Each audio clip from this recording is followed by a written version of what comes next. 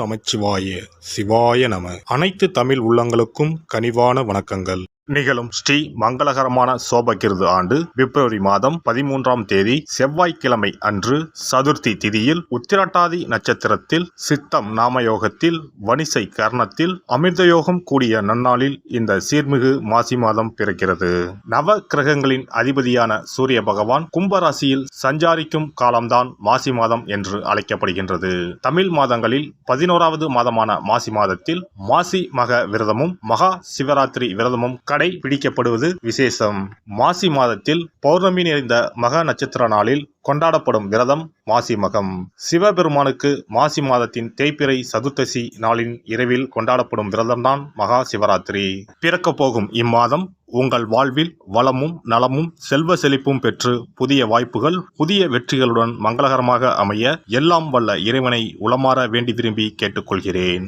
இம்மாத கிரக நிலைகளை பார்க்கும்போது மேசத்தில் குருவும் கன்னி ராசியில் கேது பகவானும் மகர ராசியில் செவ்வாய் சுக்கிரன் புதனும் கும்பராசியில் சனியும் சூரியனும் சேர்ந்து பயணிக்கின்றனர். மீன ராசியில் ராகு பகவான் சஞ்சாரம் செய்கின்றார். கிரக சஞ்சாரங்களின் பாதிப்பால் ஒரு சில ராசிக்காரர்கள் தங்கள் வாழ்வில் மண் மீதும் பெண் மீதும் ஆசைப்பட்டு வீண் விரயங்களை அடைந்து திருவோடு ஏந்தி பிச்சை மட்டும் எடுக்கவில்லை என்ற நிலை இருந்தது. தெய்வமாய் நீங்கள் நினைத்தவர் கூட உங்களை தெருவில் நிற்க வைத்து பார்த்தனர். ஆடாத ஆட்டம் ஆடி ஒடுங்கிய உங்கள் வாழ்வில் இனி வசந்தம் வீசப்போகிறது. வரும் வாய்ப்பை சரியாக பயன்படுத்தி முன்னேறும் வழியினை பாருங்கள்.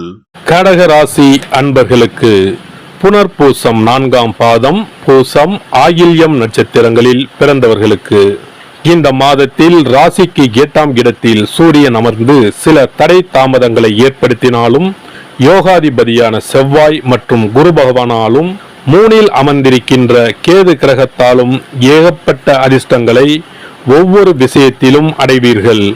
எந்த கிரகம் எப்படியான சூழலில் சுழன்றாலும் இறுக்கமான மனநிலையில்தான் பலம் வருவீர்கள். இதுவல்லாமல் சூரியன் சனி சேர்க்கை ராசிக்கு 8ஆம் இடத்தில் ஏற்பட்டிருக்கிற நிலைமை சம்பந்தமில்லாத தொந்தரவுகளை வருமான பாதிப்புகளை இடைஞ்சல்களை கொடுத்துதான் பார்க்கும். ஆனாலும் கடைசி நேரத்தில் அனைத்தும் நல்லபடியாகவே கைகூடிவிடும். பொருளாதார நிலைமை வாக்கு நாணயம் சொல்லும்படியான விசேஷ உயர்வுகளை தரும். மாதம் தொடங்கி 2வது வாரம் வரை ராசிநாதன் சந்திரன் 10ஆம் இட குரு மற்றும் 3ஆம் இட கேது கிரகங்களின் வலிமையால் சுக சௌகரிய திருப்தியான மகிழ்ச்சிகள் அடைய முடியும். ஆயில்யம் நட்சத்திரக்காரர்கள் மாதம் தொடங்கியதிலிருந்து வளர்ச்சி அதிர்ஷ்டங்களை அடைவீர்கள். 2வது வாரம் முடிந்ததிலிருந்து புனர்பூசம் நட்சத்திரக்காரர்களுக்கு அனைத்து வித எண்ணங்களும் பூர்த்தியாகி குடும்ப வாழ்வில் இனிமை ஏற்படும். சொத்து பத்து வகையில் பங்கு பங்காளி உறவுகளுடனான பேச்சுவார்த்தை சுமூகமாக முடியும். ஆரோக்கியம் சங்கடம் விரயம் ஏற்படுத்தாமல் நகரும். கடன் கன்னி பம்பு வழக்கு சமாச்சாரங்கள் முடிவுக்கு வரும். உத்தியோகம் பதவி பொறுப்பு இடையூறுகளை ஏற்படுத்தாது. அனைவருக்கும் இம்மாத செவ்வாய் வியாழக்கிழமைகளில் விசேஷ இனிமைகள் காத்திருக்கின்றன. புதிய சொத்து பத்து நிலபுலன் சேர்க்கையும் உண்டாகும். திருமண சுபகாரிய விஷயங்கள் இந்த தினத்தில்தான் முடிவாகும். இம்மாத 5, 13, 17, 29, 30வது தினங்களில் எதிர்பாராத பணவரவுகளும் திடீர் சொத்து சேர்க்கைகள் ஏற்பட்டு மாற்றங்களை சந்திக்க போகிற மாதம் இது. பெண்களுக்கு புதிய வசதி ஆடம்பர உயர்வுகள் ஏற்படும்.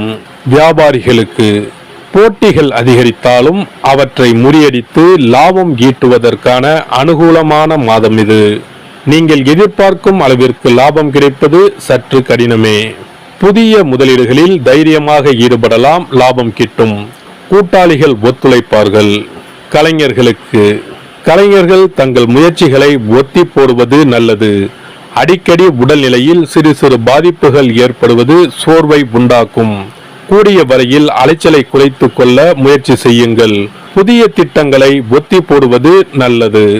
அரசியல்வாதிகளுக்கு மேலிட தலைவர்களின் பரிபூரண ஆதரவு துணை நிற்கும்.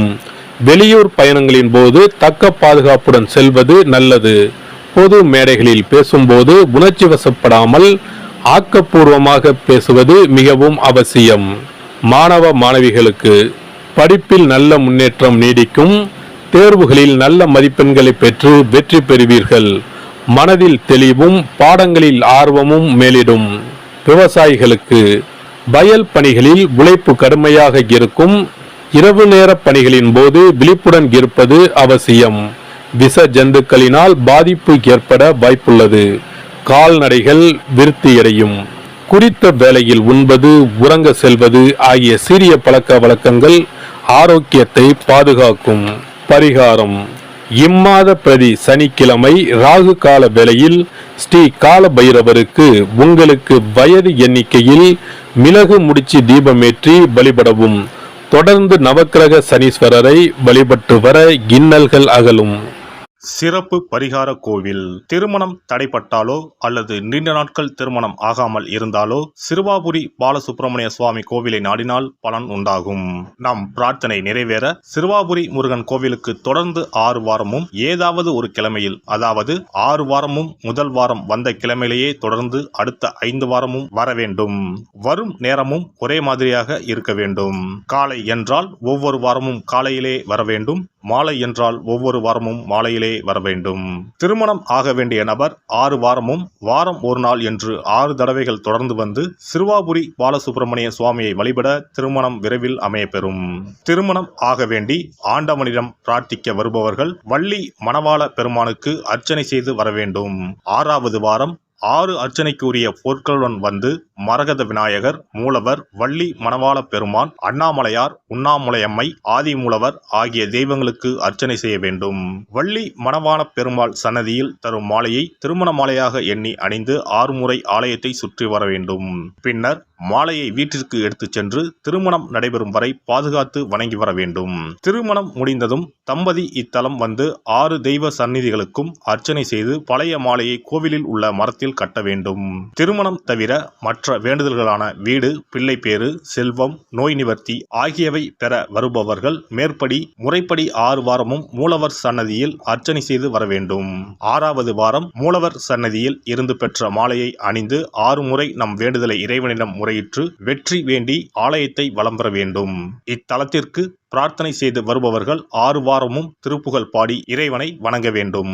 எண்ணியது முடிக்கும் எம்பெருமானை எண்ணி நம் மனதில் நம்பிக்கையை வளர்த்து கொள்ள வேண்டும். முதல் 5 வாரங்களுக்கு ஒவ்வொரு முறை வரும்போதும் 2 தேங்காய், 2 வாழைப்பழம், வெற்றிலைப்பாக்கு, பூமாலை 1 மற்றும் 2 எலுமிச்சப்பழம் கொண்டு வந்து வணங்க வேண்டும். 6வது வாரம் ஆண்டவனை வழிபட்டு அர்ச்சனை அல்லது அபிஷேகம் செய்ய வேண்டும்.